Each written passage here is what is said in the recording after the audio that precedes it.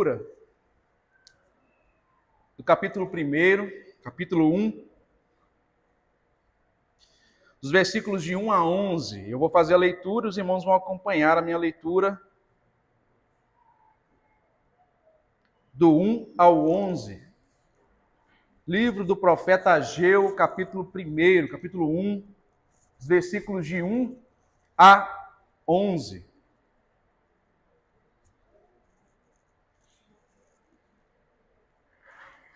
Assim diz a palavra do Senhor. No segundo ano do rei Dario, no sexto mês, no primeiro dia do mês, veio a palavra do Senhor por intermédio do profeta Ageu a Zorobabel, filho de Salatiel, governador de Judá, e a Josué, filho de Josadaque, o sumo sacerdote, dizendo: Assim fala o Senhor dos exércitos. Este povo diz: Não veio ainda o tempo em que a casa do Senhor deve ser edificada. Veio, pois, a palavra do Senhor por intermédio do profeta Ageu, dizendo: Acaso é tempo de habitardes vós em casas apaineladas, enquanto esta casa permanece em ruínas? Ora, pois, assim diz o Senhor dos exércitos: Considerai o vosso passado. Tendes semeado muito e recolhido pouco. Comeis, mas não chega para fartar-vos. Bebeis, mas não dá para saciar-vos. Vestir-vos, mas ninguém se aquece.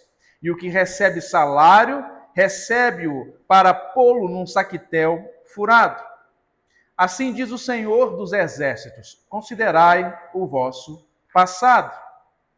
Subi ao monte, trazei madeira e edificai a casa. Dela me agradarei e serei glorificado, diz o Senhor. Esperastes o muito, e eis que veio a ser pouco. E esse pouco, quando o trouxestes para a casa, eu com um assopro o dissipei. Por quê? Diz o Senhor dos exércitos: por causa da minha casa, que permanece em ruínas, ao passo que cada um de vós corre para a causa de sua própria casa. Por isso, os céus sobre vós retêm o orvalho, e a terra os seus frutos. Fiz vir seca sobre a terra, e sobre os montes, sobre o cereal, sobre o vinho, sobre o azeite, e sobre o que a terra produz, como também sobre os homens, sobre os animais e sobre todo o trabalho das mãos. Vamos orar mais uma vez. Pai bendito, Pai de amor, eu me coloco na dependência do Senhor nesse momento tão sério, e é com temor e tremor que eu o faço, entendendo que trata-se da sua santa, infalível, inerrante, perfeita, autoritativa e completa, suficiente palavra. Ó Deus, eu estou aqui apenas para expô-la, mas quem fala é o Senhor. Por isso eu peço que o Senhor, através do teu Espírito Santo, me dê graça, a fim de que eu seja fiel ao texto, a fim de que o Senhor alimente o teu povo, nos exorte, nos console, mas nos edifique, nos encoraje a sermos mais parecidos com Cristo e agradar um pouco mais o Senhor. Pai querido, eu peço em relação aos meus ouvintes, que os seus corações estejam dispostos a ouvir, acolher e obedecer. Que os meus ouvintes sejam edificados e que o teu Espírito possa falar em especial, particular, ao coração de cada um dos meus irmãos. E que o Senhor, através do teu Espírito Santo, fale além de minhas palavras. E que ninguém saia daqui essa noite sem ouvir a tua voz.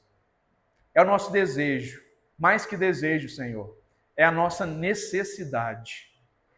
É a oração que fazemos humildemente, em nome do Senhor Jesus Cristo, o nosso Salvador, o Rei da Glória. Amém. Meus amados, o profeta Ageu profetiza no momento em que o Império Babilônio caiu. Vocês vão se lembrar que o povo de Deus estava exilado por esta nação, o povo babilônico. E esse Império Babilônico caiu e foi destruído pelo Império Persa. O Império Persa, alguns historiadores vão dizer que é o que nós temos hoje, o Irã. Caído então o Império Babilônico, nós temos aqui uma carta de autorização do Império Persa, por meio de Ciro o Grande, que permitiu com que os judeus, o povo de Deus, retornassem para a sua terra e pudessem também voltar com suas práticas religiosas. Então, nós podemos perceber, lemos, que Zorobabel era quem estava liderando o povo neste momento. E nós sabemos a importância da liderança, a relevância da liderança, e nós temos estudado isso na escola dominical, sobre como nós influenciamos aqueles que estão ao nosso redor. Portanto, então, os sacrifícios levíticos foram retornados. E agora nós temos um altar provisório.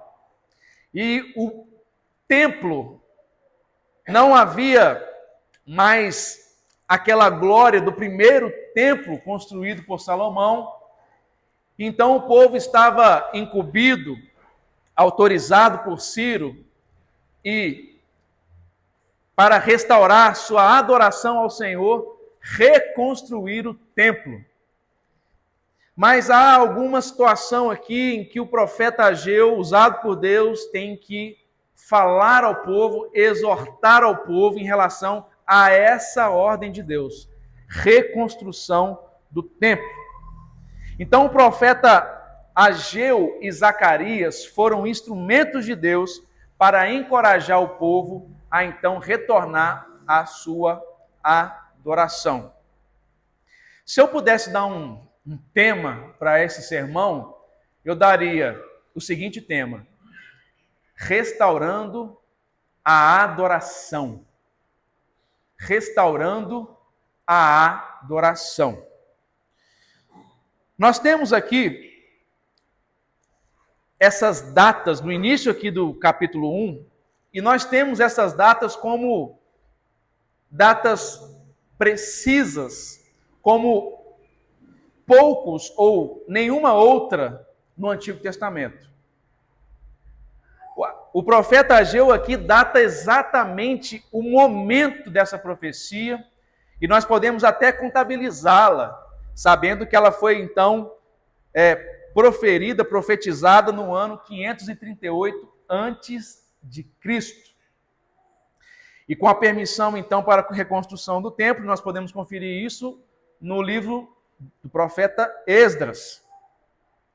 Então nós temos uma situação de oposição e dificuldade em relação a essa reconstrução. A primeira é que havia uma oposição dos samaritanos. Não sei se você se lembra, mas o reino de Israel era dividido. Você tem a parte do sul e a parte do norte. A parte do norte era a capital, Samaria. Então, o povo voltando do exílio, ao reconstruir o templo, os samaritanos se opuseram a isso. E você tem também a crise econômica. Imagina o povo que vivia, boa parte deles, da plantação e da criação de animais. E aí você toma esse povo, toma a terra, toma o povo da sua terra, e ele agora retorna sem nada. E eles têm que recomeçarem a sua vida. Por isso nós temos, além da oposição, nós temos essa crise econômica e nós temos também a frustração com o templo. Por que frustração?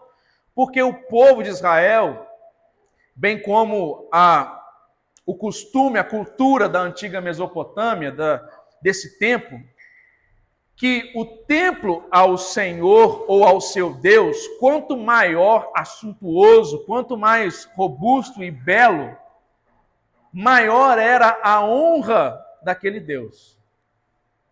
Então o povo de Deus, ao lembrar, pelo menos aquela geração mais antiga, lembravam daquele templo, e eles olhavam e viam que não havia nenhuma possibilidade deles construírem um templo semelhante, muito menos melhor do que o outro, eles então se frustraram, eles então se acomodaram, eles então fugiram, eles ignoraram o templo.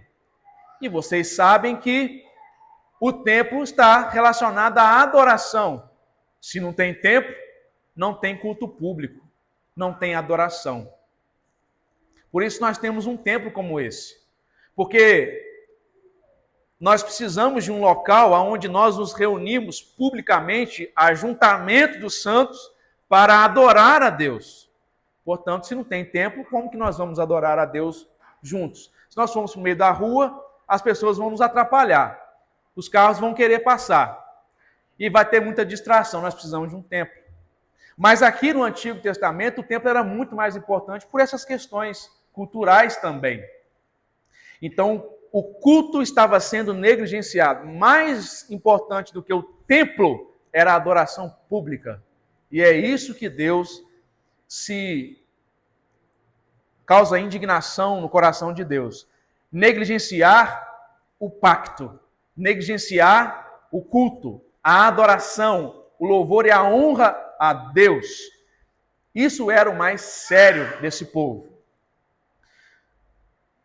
No começo desse capítulo, nós temos aquilo que eu estou treinando aos irmãos que vêm às quintas-feiras. Nós temos feito alguns estudos. Nós estamos estudando o livro de Ruth. E eu tenho ensinado para os irmãos a identificar os movimentos teológicos do texto. E aqui há uma palavra que é chave dos profetas e que tem um valor teológico muito grande, como, por exemplo, a introdução profética, quando o profeta Ageu, então, diz: veio, pois, a palavra do Senhor. Então, quando você vê isso no texto, significa que é Deus falando diretamente com o povo. Veio a palavra do Senhor. Então, nós podemos perceber que essa credencial, ou melhor, essa chamada do profeta, esse anúncio de a palavra do Senhor, está invocando a autoridade de profeta, porque nem tudo que o profeta fala, vinha do Senhor, a não ser que estivesse aqui registrado. A palavra do Senhor é infalível, tudo que está aqui é a palavra do Senhor, mas quando o profeta, então, profetizava, então, ele tinha autoridade como vinda da parte do Senhor. E eu quero fazer aqui uma observação que hoje em dia há muitos profetas que também dizem, assim diz o Senhor.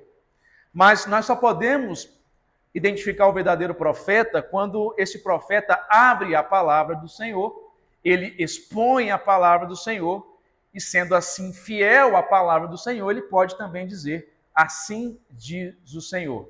É assim que eu aprendi no seminário.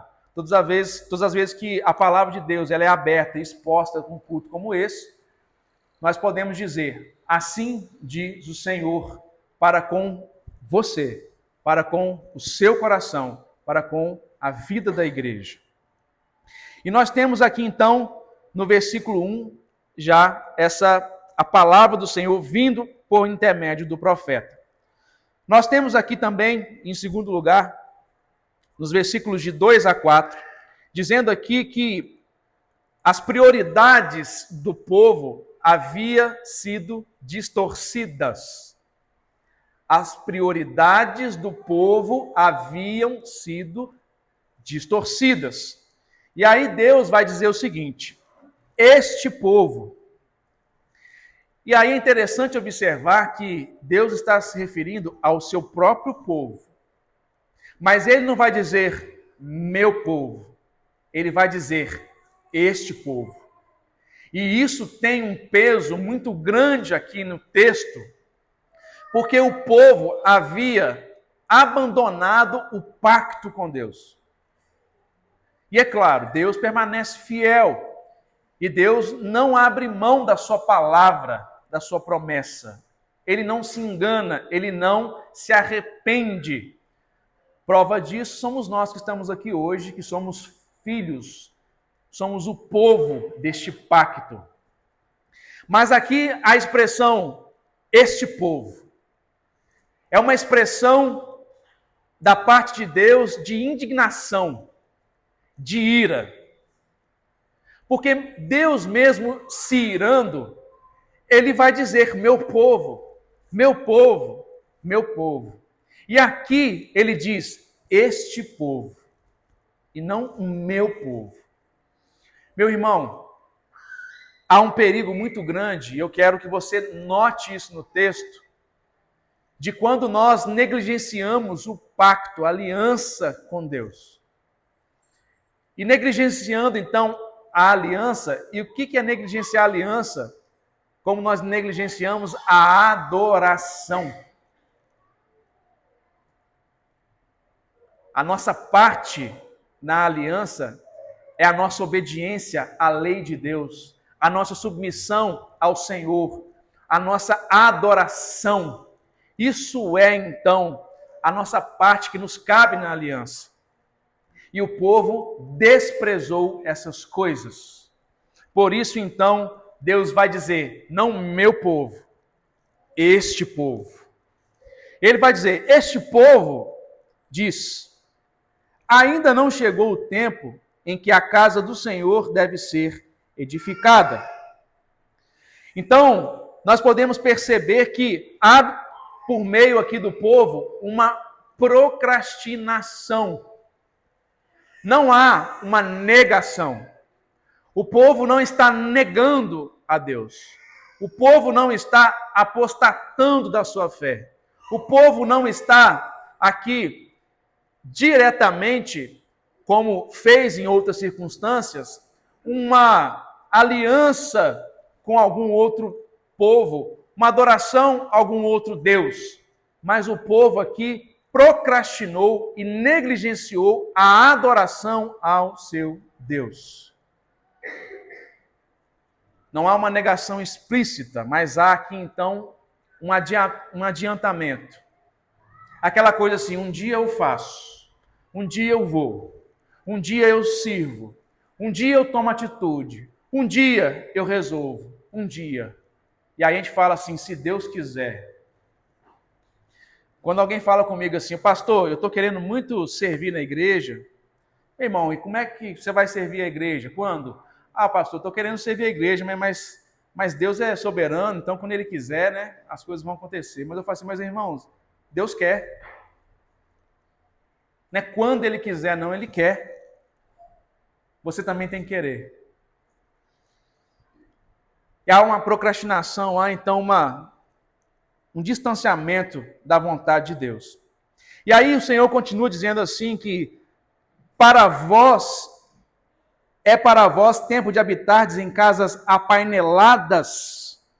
E essa palavra apaineladas se refere a uma casa que ela é feita de madeira, e uma madeira fina, uma madeira que quem tem é um artigo de luxo.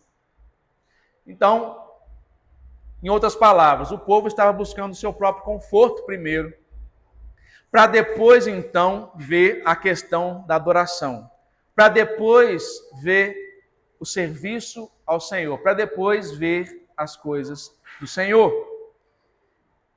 E essa palavra, então, ela é dita de maneira direta ao povo, para que o povo, então, ele não entendesse que Deus estava sendo complacente àquilo. Meus irmãos, o Senhor conhece o nosso coração. O Senhor sabe de todas as coisas. O Senhor conhece o nosso deitar e o nosso levantar. O Senhor conhece as nossas dificuldades. O Senhor conhece as nossas dores, os nossos medos, os nossos traumas e frustrações. O Senhor conhece, sonda o nosso coração, a nossa mente e o nosso entendimento e tudo aquilo que nós possamos conceber ou pensar. Portanto, a palavra do Senhor para este povo é uma palavra de intenso conhecimento e sabedoria em relação a que eles estavam assentados em seus próprios corações. Porque você pode pensar assim, mas o povo, pastor, não acabou de voltar para a terra? Eles têm que primeiro buscar uma casa para morar, primeiro tem que ver o seu básico. E depois que eles estiverem devidamente instalados, estiverem já com a sua vida estabelecida, já tiver com a sua vida financeira estabilizada e o básico já todo mundo sendo bem servido, aí depois então eles fariam o templo. Você poderia pensar assim, mas essa não é a maneira em que Deus pensa.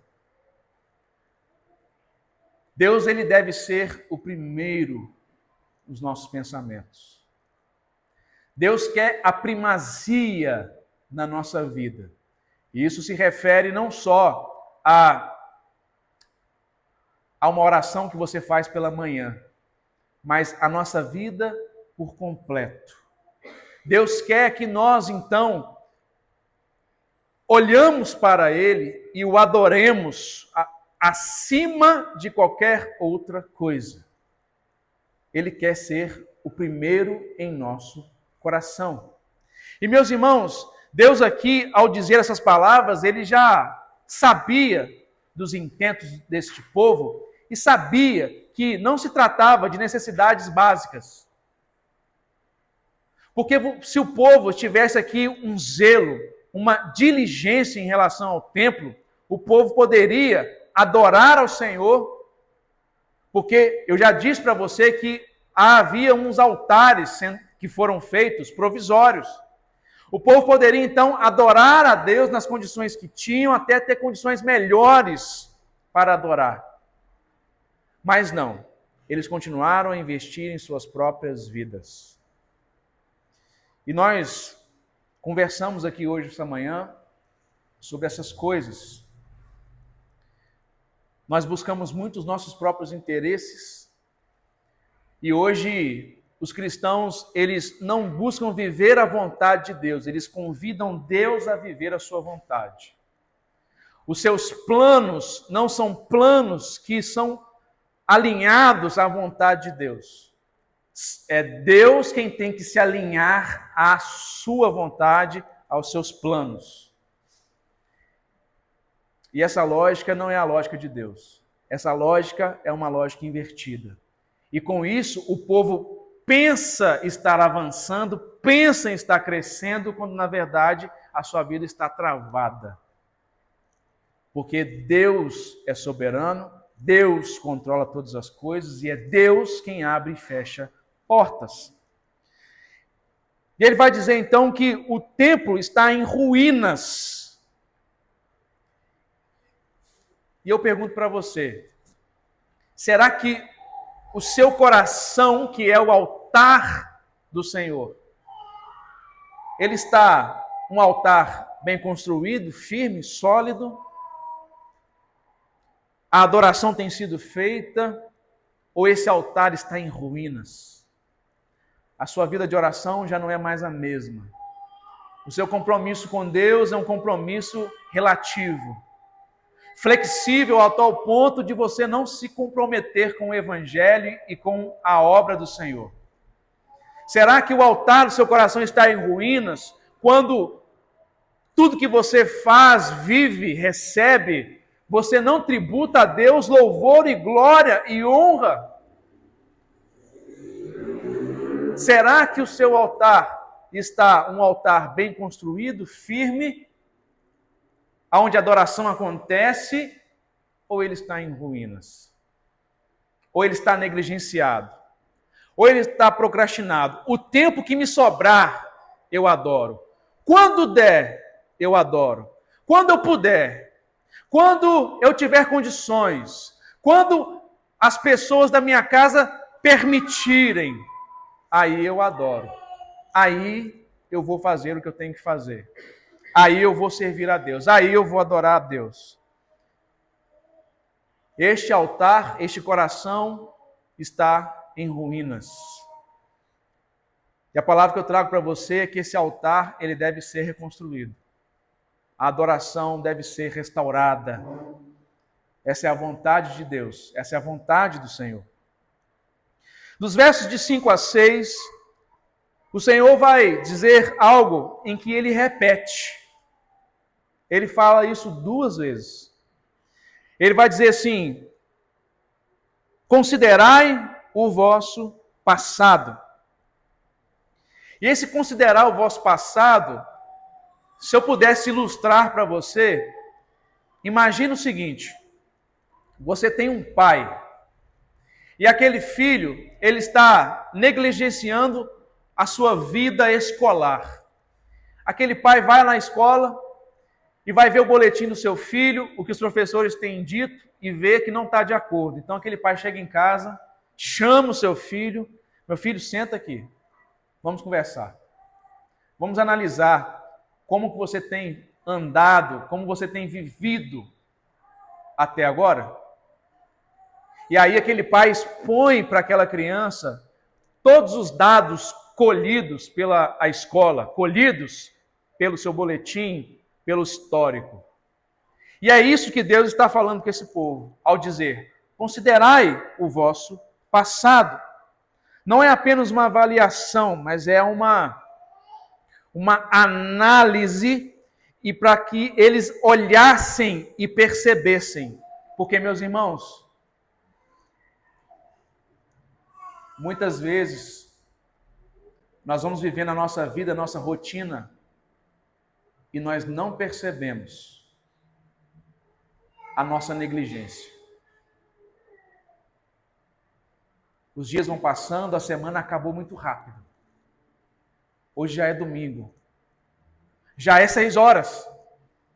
Eu preciso estar ao culto.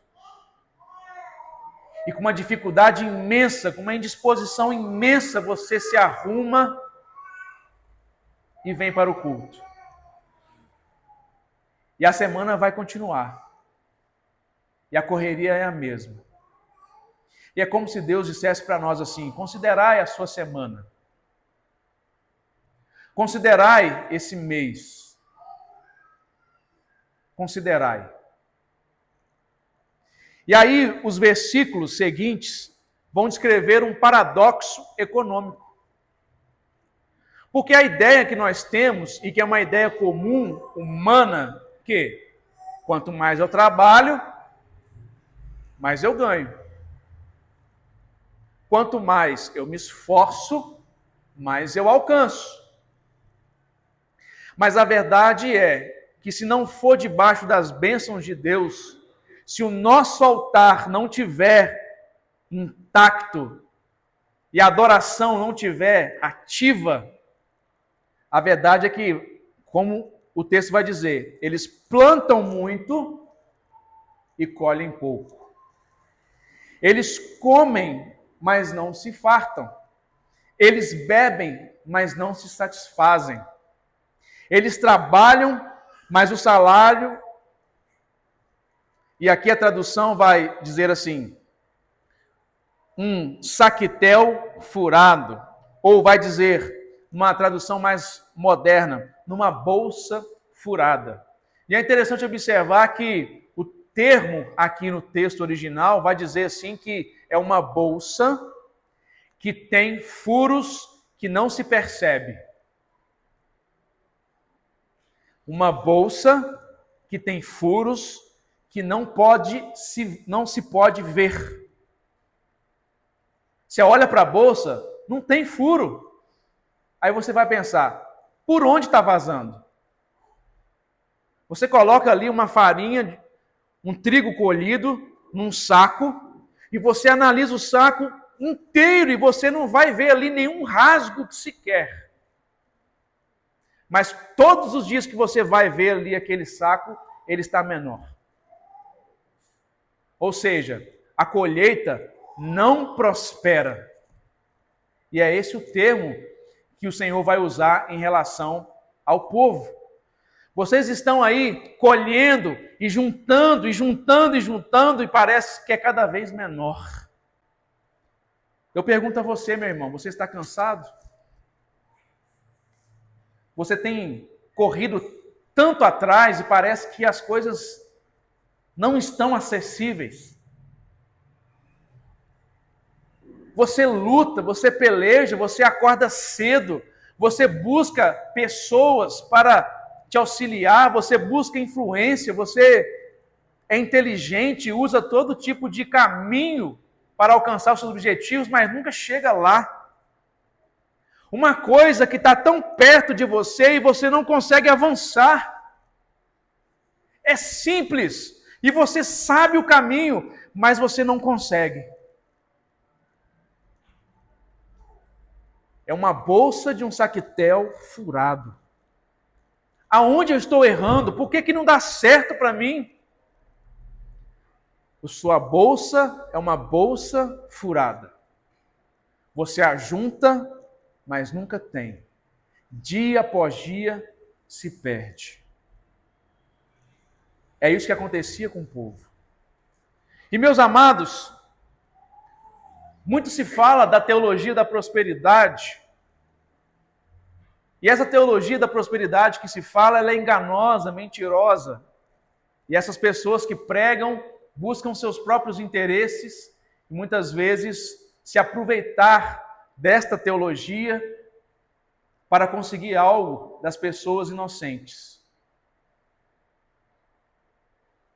Mas a palavra de Deus nos ensina que há para nós prosperidade. A palavra de Deus nos ensina que há para nós bonança.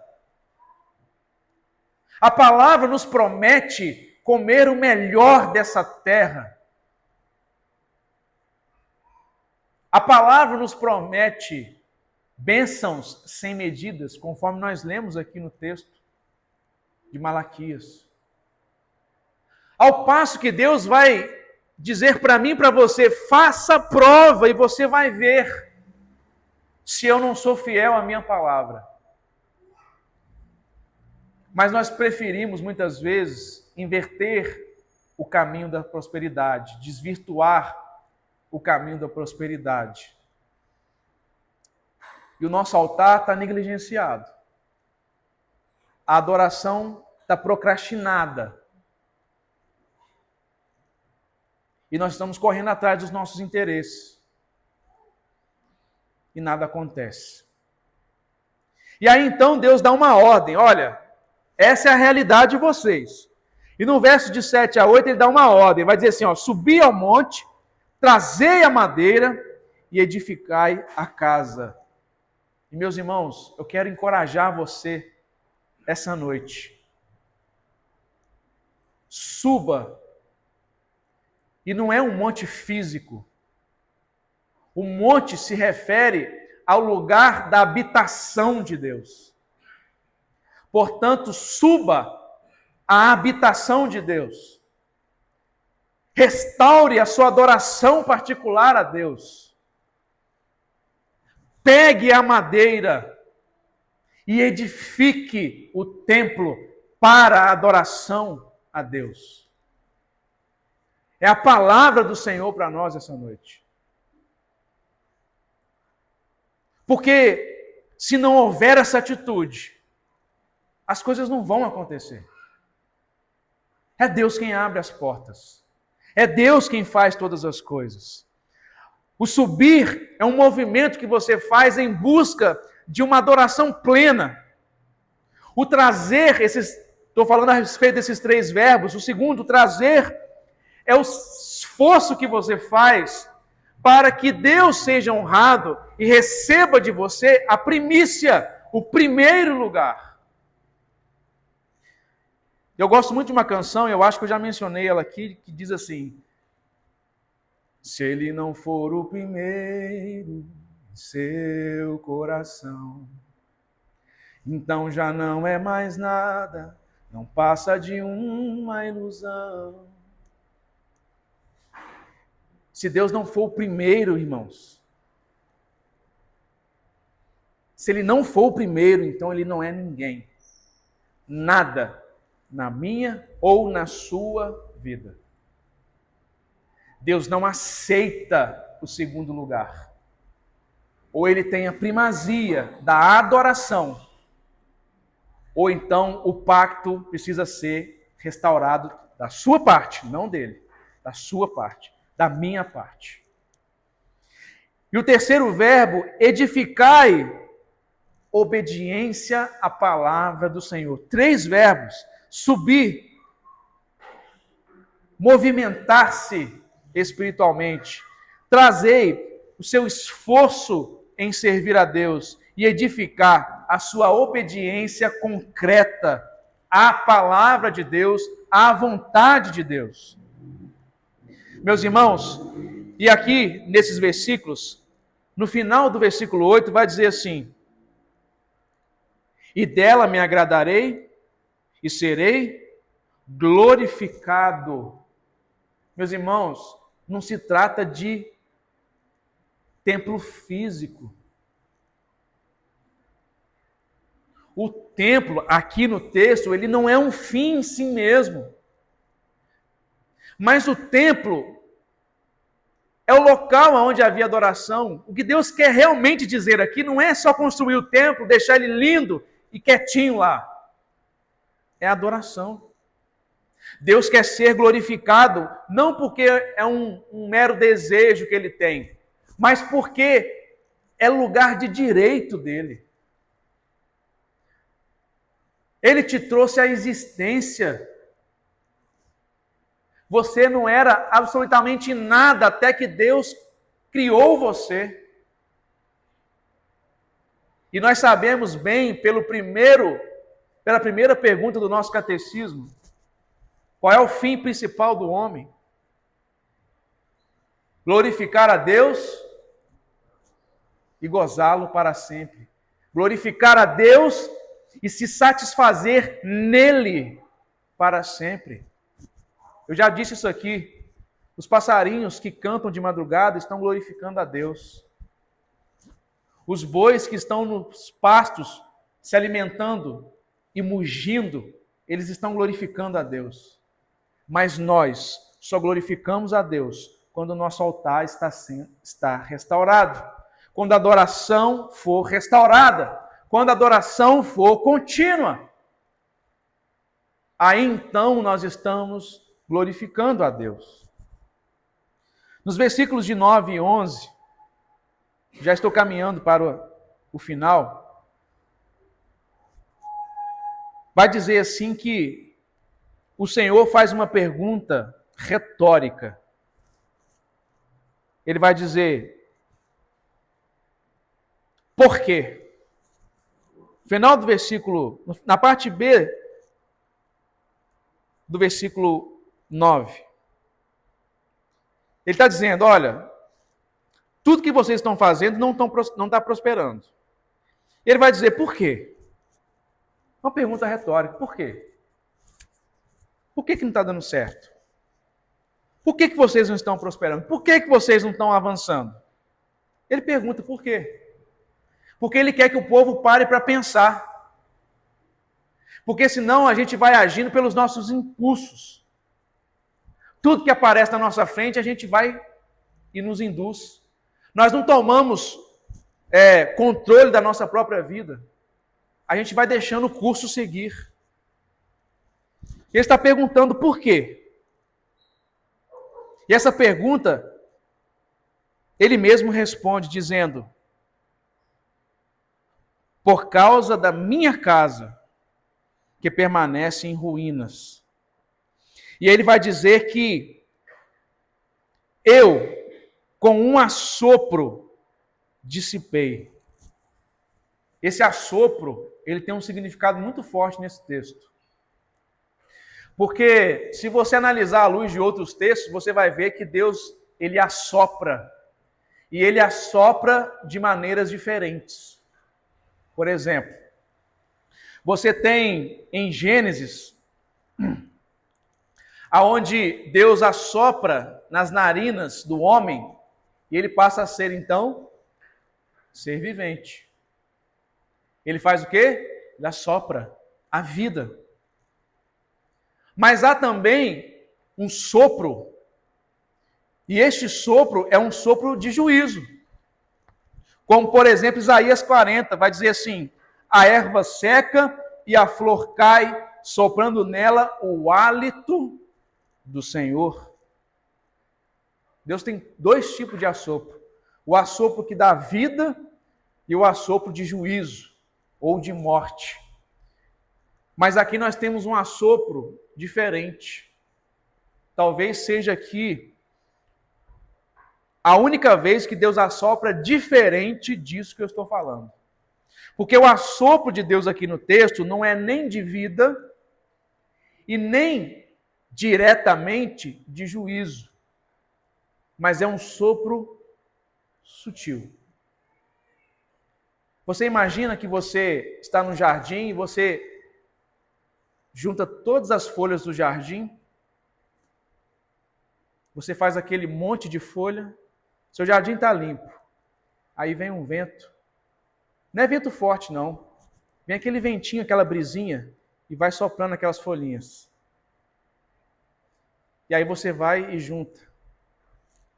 E aí vem uma brisinha e sopra as folhinhas. E você nunca termina de limpar aquele jardim. O assopro de Deus aqui não é um assopro forte, mas é um assopro sutil. É um assopro que às vezes nós não percebemos. Mas no final das contas, quando nós encerramos um ano, como nós acabamos de fazer, nós vimos que os nossos projetos não deram certo. Aquilo que nós prometemos para Deus, nós não cumprimos. E nós iniciamos mais um ano prometendo, e se não for a graça de Deus sobre a nossa vida, nós vamos encerrar o ano também prometendo e não entregando. Por isso a palavra do Senhor é: edificai a minha casa. E aí no verso 10, ele vai trazer algumas palavras, eu quero que você note isso. Ele vai trazer algumas palavras, essas palavras são palavras-chave no texto. Por exemplo, ele vai dizer no versículo 10: por isso os céus sobre vós retêm o orvalho e a terra os seus frutos. Fiz vir a seca sobre a terra e sobre os montes, sobre o cereal, sobre o vinho, sobre o azeite, sobre o que a terra produz, como também sobre os homens, sobre os animais e sobre todo o trabalho. Meus irmãos, a soberania de Deus, dominando todos os elementos e todo o cosmos, toda a terra. Ele fez parar tudo. Ele secou as fontes. Qualquer meio, não sei se você entendeu isso, mas qualquer meio em que esse povo poderia correr atrás para realizar os seus projetos e as suas casas luxuosas, Deus secou e fechou todas as portas.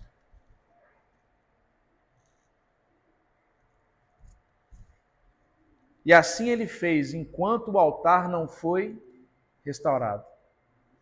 Você não saia daqui hoje esquecendo dessa frase. O altar precisa ser restaurado. Isso se refere a todas as áreas da sua vida. O seu culto pessoal, sua vida de oração, o seu trabalho, onde você ali está adorando a Deus com seus serviços prestados, a sua vida congregacional na comunidade onde você faz parte, ou se você não faz parte, deveria estar fazendo. E esse gerúndio aqui é intencional, é contínuo. Você deveria estar fazendo toda a sua vida. Porque não adianta você fazer uma coisa e não fazer as outras. O altar precisa estar restaurado por completo. A adoração precisa ser uma adoração por completo. A sua vida tem que glorificar a Deus em toda a sua maneira de viver. Quer comais, quer bebais, quer façais qualquer outra coisa, nos ensina o apóstolo Paulo. Fazei tudo para a glória de Deus, sem procrastinar, sem deixar para depois, sem negligenciar, sem ficar indiferente, mas em primeiro lugar.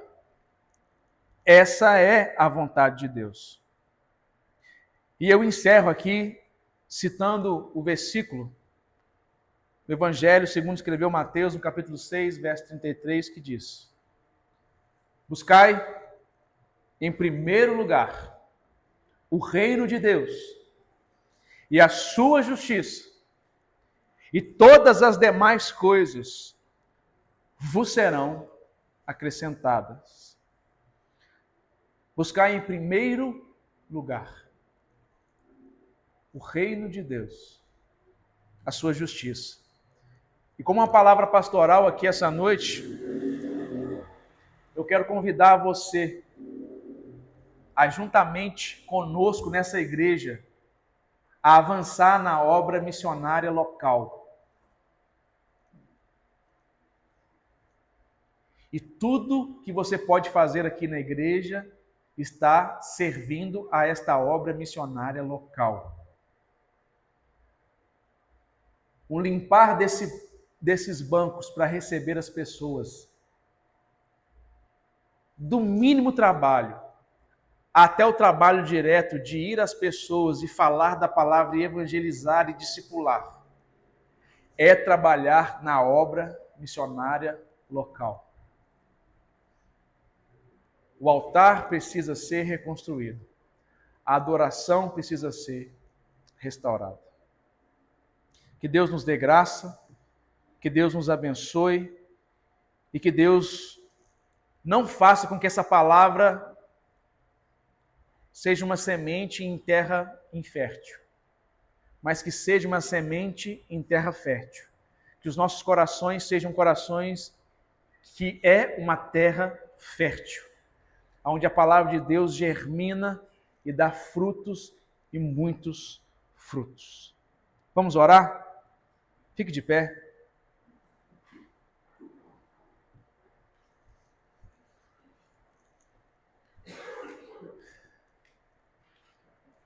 Pai Santo e bendito, te damos graças porque a sua palavra nos norteia. Ela nos exorta, nos confronta, a fim de sermos restaurados, a fim de sermos iluminados, direcionados a caminhar no centro da sua vontade.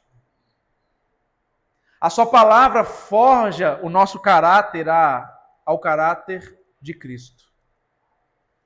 E esse é o nosso objetivo, Senhor, e nós sabemos.